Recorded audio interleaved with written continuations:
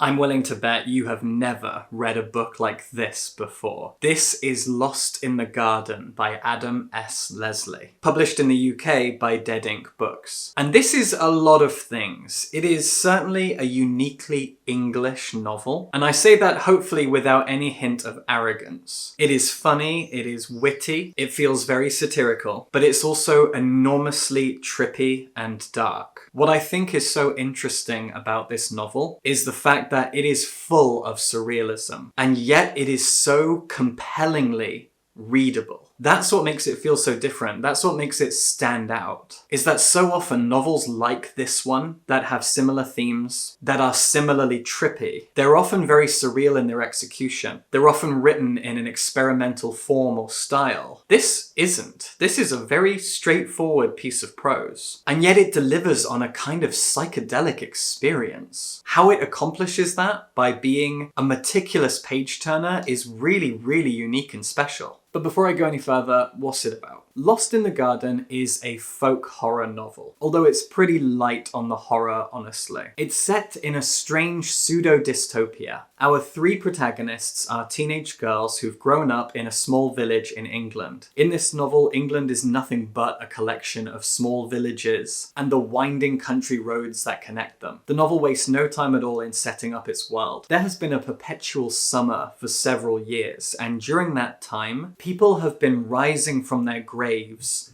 kind of. Not in a literal sense. The things that are coming back to life are dead people, people that our protagonists recognize. But they're not zombies. They haven't burst out of the ground. Their bodies remain interred in the earth, but they're also not ghosts. But for lack of a better term, they are called ghosts all the way through the novel. These are twisted but corporeal things. You can touch them and they can touch you. They are not transparent, they are physical, they are dense, they are bodies. They are almost manifestations of people that we know, because they don't behave like them. They seem to be slightly drawn to the people that they know and recognize from their living lives, but they're also very violent. Get too close to one, no matter if it's one that you recognize or not, and it will bludgeon you to death. They've done that a lot. They have killed many, many people. And in the first few chapters, the book says that the only people left are healthy young people. Everyone else didn't really stand a chance against them. These things that are not zombies and not really ghosts either. And life seems to have kind of carried on. In terms of things like capitalism and the economy, things seem to be intact, sort of.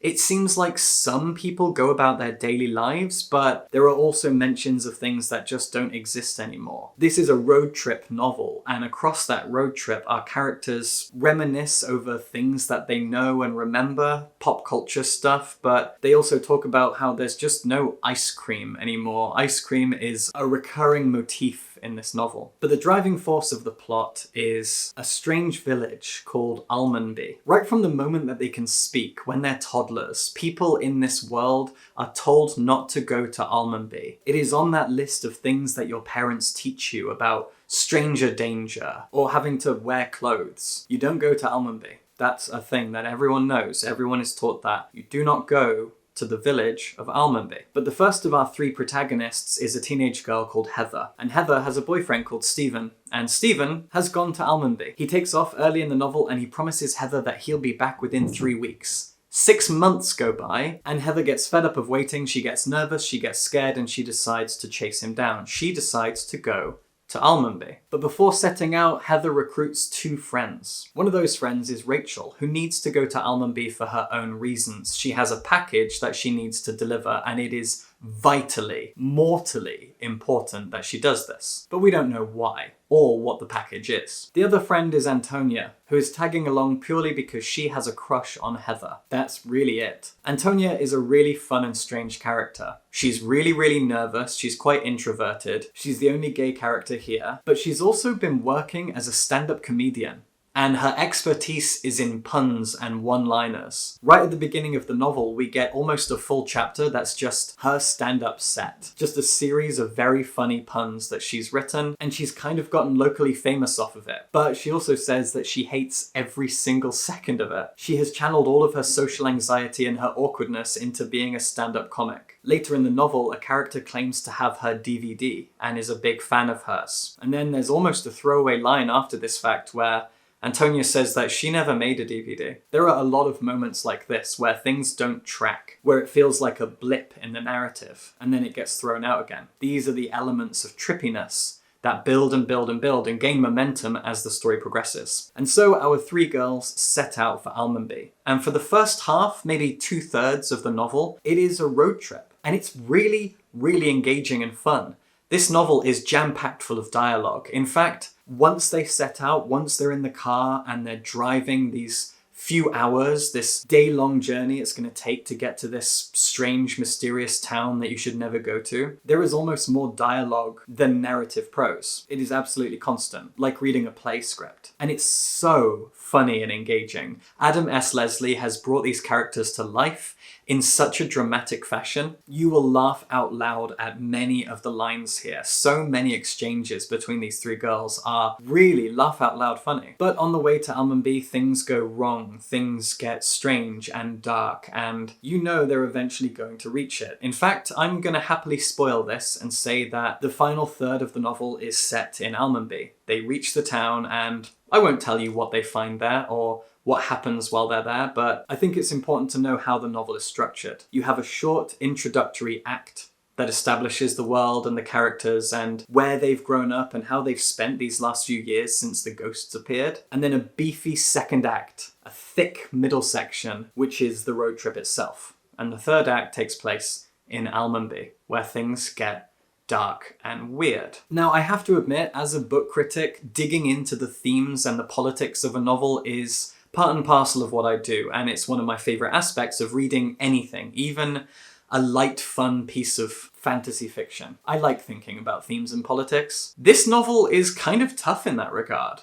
There's a lot that you can read into it. There's a lot that you could project onto it as a reader, especially if you grew up in England in the 80s, 90s, 2000s as I did. But you can also read it as a strange and surreal piece of folk horror because that's what it is. If you wanted to, you could leave a lot at the door going into this novel. You can enjoy the dialogue and you can enjoy Leslie's bizarre imagination. There's a moment in this novel that I want to talk about to really highlight Leslie's strange imagination. And of all things, it reminded me of Rick and Morty, something that I was really into when it first came out. There's an episode of Rick and Morty, I can't remember what they're up to, where they're in an arcade, I think, and Morty puts on a VR headset to play a video game, and that game is one man's entire life. You just live this guy's life from beginning to end over decades. The game is called Roy, because that's the name of the guy. And when Roy eventually dies, Morty takes off the headset and has forgotten he was playing a game because to him, like 70 years have passed. The way it's played off is exactly both hilarious and harrowing. And Morty can't get over the fact that he's now Morty. He forgot who he was Roy for 70 years, but I don't know, 5-10 minutes passed? It's a scene that has really stuck in my head, and there is a scene very much like it in this novel, and it really got to me. The way that Leslie delivers the same kind of concept but weaves it into the narrative of the novel, into the themes and the characters is absolutely genius. I won't tell you any specifics about this scene, but it's really wild. I did not see it coming. As it was playing out, I was confused. Then I felt this trepidation, this nauseating fear in my gut. And then you kind of settle into the scene and let it happen, let it wash over you. And I kept wondering, what was going to happen next? What did this scene mean for the rest of the novel? What was going to be the impact of something like this? In Rick and Morty, Roy is played off as a joke, but it's a joke I've never forgotten.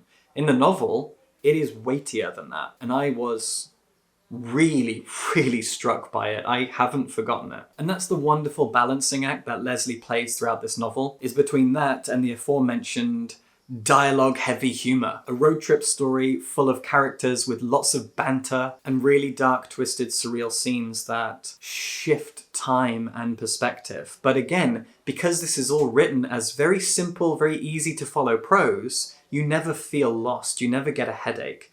There are novels that are written in such an experimental and strange way, kind of in a James Joyce way, that you can feel lost and you can end up feeling frustrated, kind of angry at the whole situation, or at least that's how I sometimes react to things that are experimental in their form, in their layout and structure. I don't love that approach in fiction. It's why I recently talked about how I struggled with The Night Alphabet by Joelle Taylor, an incredible novel that just doesn't sit right with my ADHD brain. This does. It has all of the darkness, all of the strangeness, all the trippiness, without any of the convoluted delivery and structure. It's nice and clean, and it flows so well. Lost in the Garden isn't short. It is a 450-page novel. It's a really decently beefy length. Longer than I typically enjoy. I'm someone who feels comfortable reading a novel that is 200-300 pages, 400 at a push. As soon as you get beyond 400, I start to lose steam. I start to get antsy and irritated, and I start thinking, this could have been shorter. I didn't think that with this. It's pushing against that barrier between comfortable, reasonable, medium length and too long. It presses against it, and there it sits, almost teasing you. But I read this in 2 days. It is a genuine page turner. It is frantic, it is kinetic. You will glide through this novel. As for its themes, I said before that this feels like a uniquely English novel. Now, I grew up in a very small village next to a small town in the middle of nowhere in the West Midlands. There was nothing around. I grew up very, very rural. In fact, I took a vacation to New York City when I was 16 before I ever set foot in London. I was like 14 or 15 before I saw a decently sized British city like Bristol or Cardiff, the closest cities to me. And this entire novel was just my childhood. It was so reminiscent of where I grew up, and that's why it feels so distinctly Middle English. And that's where the themes kind of come into play, because this is a novel that plays off English history,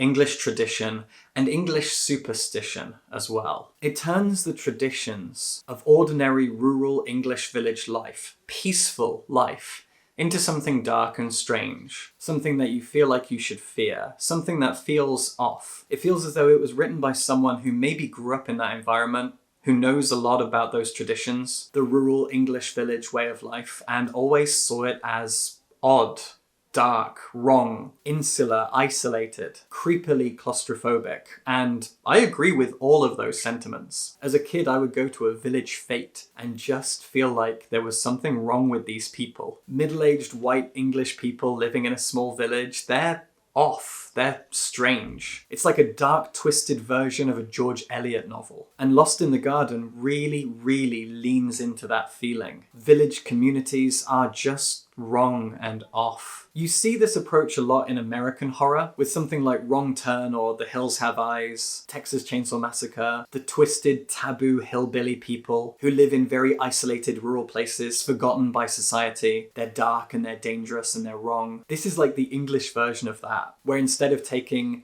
an aggressively cannibalistic and visceral horror approach to that feeling of rural isolation, instead everything is just off-kilter. Wrong. You get lost. You get isolated. There's something a little bit Kafkaesque in it. The world is a labyrinth where danger comes in the places you wouldn't expect. I'm going to hold my hands up here and say there are probably more important and maybe more obvious political themes at play here that I've kind of missed. But as someone who grew up in the environment that is exclusively depicted in this novel, I have to say, it hit me in a very visceral way. I remembered this life, and I never really liked it.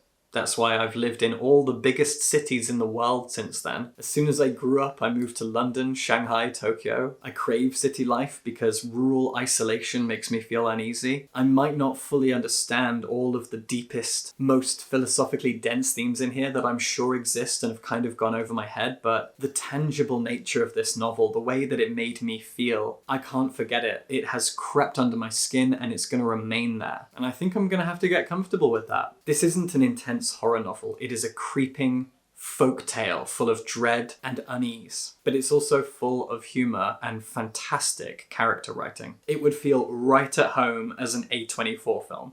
That's probably the best way to sell it. If you like A24, you'll like this novel. And if you like this video, you can support me on Patreon and subscribe for books.